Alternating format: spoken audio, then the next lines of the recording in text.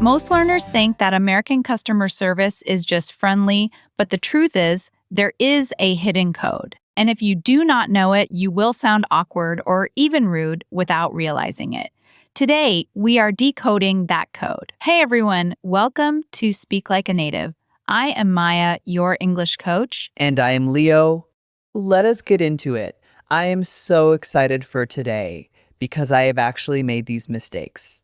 Like, a lot. You and every other learner, Leo.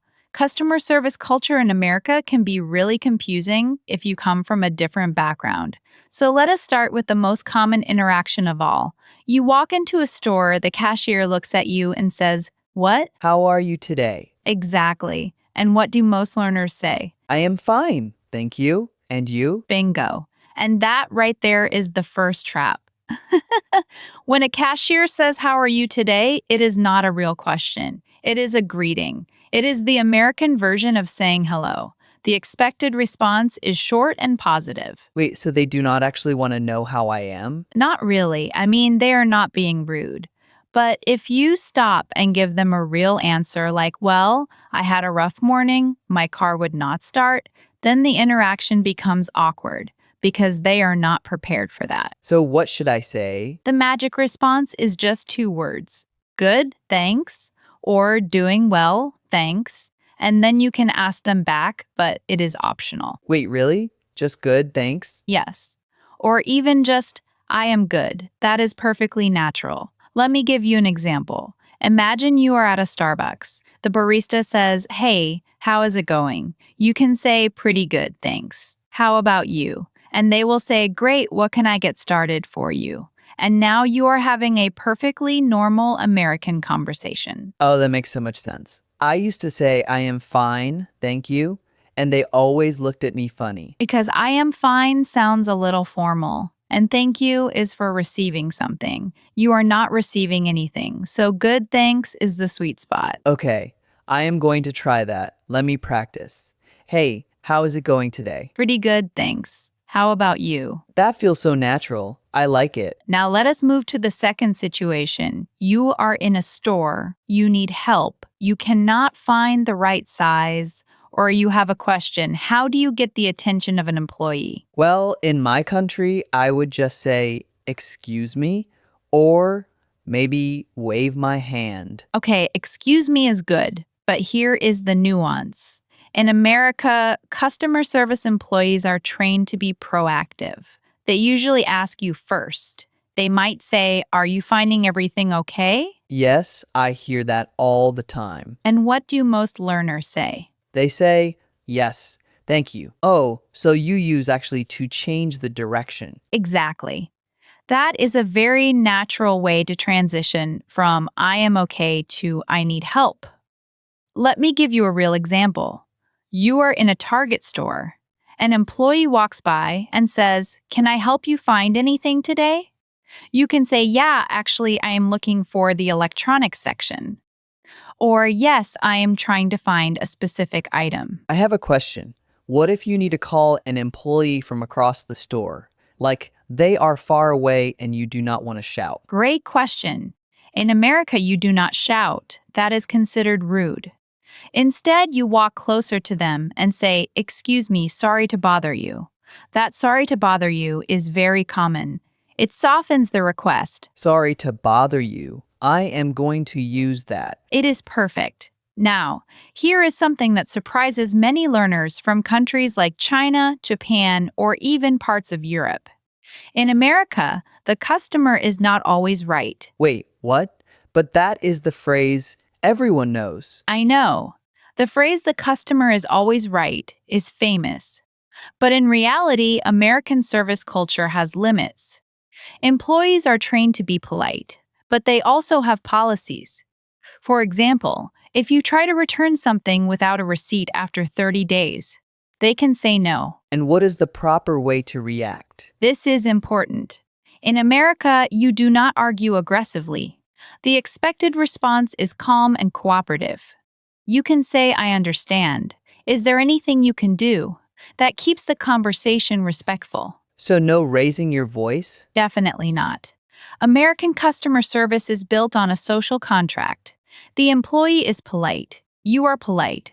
And if there is a problem, you solve it together without emotion. If you get angry, you lose the respect of the employee, and they will do less to help you. That is so different from some other cultures. In some countries, showing emotion shows that you care. The louder you are, the more seriously they take you. Right. And that is the core of today's episode. American service culture values efficiency and politeness over emotion. The goal is to solve the problem quickly with a smile. So if you learn to match that energy, you will have much smoother experiences. Give me an example of a full interaction. I want to hear how it sounds. Okay. Imagine you bought a shirt from a store. You get home, it does not fit. You go back the next day. You walk up to the customer service desk. The employee says, "Hi, how can I help you today?" You say, "Hi, I need to make a return." The employee says, "Do you have the receipt?" You say, "Yes, right here." They look at it and say, "Great, is there anything wrong with it?" You say, "No, it just did not fit." They say, "No problem, let me process that for you." And that is it. Simple, fast, friendly. And what if they said, sorry, this item is final sale. We cannot take it back. Then you say, "Oh, I see. Thanks for letting me know." And you leave. No arguing. Because in America, the policy is the policy. Arguing with a frontline employee will not change the policy. That is good advice. I think a lot of learners get nervous because they think customer service means you can get anything you want. But it is really about managing expectations politely. Exactly. And that brings me to the next key point, the concept of tipping.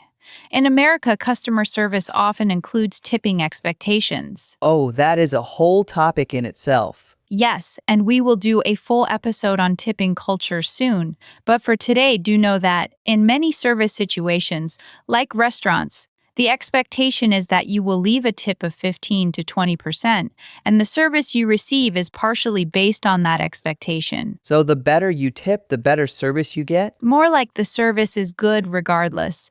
But tipping shows that you understand the culture. It is another part of the unwritten code. I get it. So the whole culture is about being polite without being too formal, being efficient without being rude, and following the unwritten rules. You have summarized it perfectly, Leo. Now let us practice some real interactions. I am going to play the role of the cashier. You play the customer. Ready? Ready? Hi, how are you today? Good, thanks. How about you? Pretty good. Find everything okay? Yes, actually. Can you tell me where the fitting rooms are? Sure. They are right over there. Thanks. Perfect. You sounded completely natural. One small note. When you said, "Can you tell me where the fitting rooms are?" That is correct. But some learners say, "Can you tell me where is the fitting room?" That is a common mistake. The word order needs to be where the fitting rooms are, not where are the fitting rooms. Ah, yes. I remember that from grammar class. It is the indirect question. Exactly. And it makes a big difference in how natural you sound. Let me try again. Can you tell me where the fitting rooms are? Perfect. Now another scenario. You are at a restaurant. You want to order food. The server approaches your table and says, "Hi, welcome in. I am Jessica. I will be taking care of you tonight. Can I start you off with something to drink?" Yes, I will have a water with lemon, please. Great. And then she comes back with the water and says, "Are you ready to order?" Yes, I will have the cheeseburger, medium rare, please. Excellent. That is a very natural response. One thing I want to point out. When you say, "I will have the cheeseburger," that is the most common way Americans order. Not "I want the cheeseburger."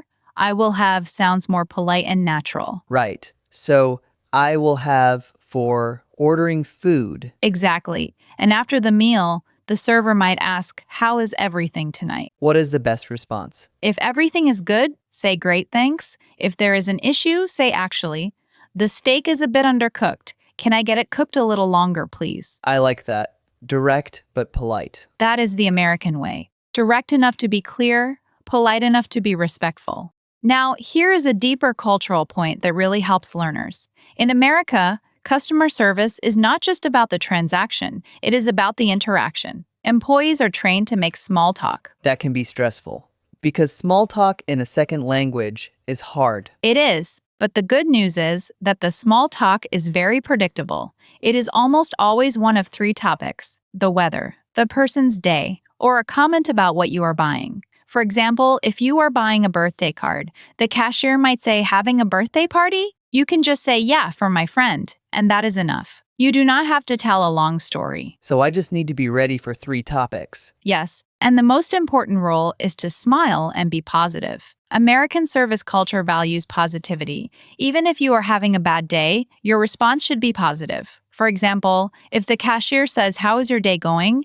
Even if it is terrible, you can say, "It is going," or "Getting better now." That keeps it light and does not put the employee in an awkward position. I will remember that. Getting better now. Perfect. Now let us talk about a specific mistake that learners from Latin American cultures often make. In many Latin American countries, customer service is very warm and personal. Employees expect to have a real conversation. So when they come to the US, they naturally try to have deeper conversations with cashiers. And is that bad? Not bad, just different. The American cashier is not expecting a deep conversation. They expect a quick, friendly exchange. So if you try to have a 10-minute conversation, they might feel uncomfortable because they have other customers waiting. So the rule is quick and friendly. Exactly. Now, learners from Japanese and Korean backgrounds often have the opposite problem. They are used to very formal and humble service interactions. So when they encounter an American cashier who is very casual, they might feel the employee is being rude. But the employee is not being rude,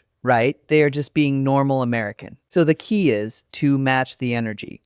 If they are casual, be casual back. You got it. Now, we have covered a lot today. Let me summarize the 3 most important takeaways. Number 1, when someone asks, "How are you?" respond with "Good, thanks." Keep it short.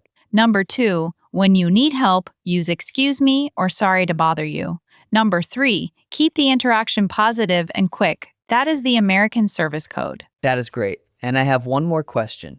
What about the phrase, "have a nice day"? That is the standard closing. And you can respond with "you too." That is it. Just you two? I love that. Today's rule, keep it simple and match the energy. That is a perfect takeaway. And if you are listening, I want you to practice today. Next time you are in any service situation, even if it is just in your head, practice saying "good, thanks." See how it feels. And I will practice too. I am going to watch a few scenes from American movies where customers interact with service people. That will help me get the tone right. That is an excellent idea. American movies are full of realistic service interactions. Just remember, the tone is relaxed and friendly. You do not need to be perfect, you just need to be natural. Thanks, Maya. This was incredibly helpful. You are welcome, Leo. And to everyone listening, you have got this. Remember, every interaction is a chance to practice, so go out there and speak like a native. See you next time. Thanks for listening to Speak Like a Native. New episodes drop daily. Subscribe so you never miss a lesson, and keep practicing. Bye, everyone.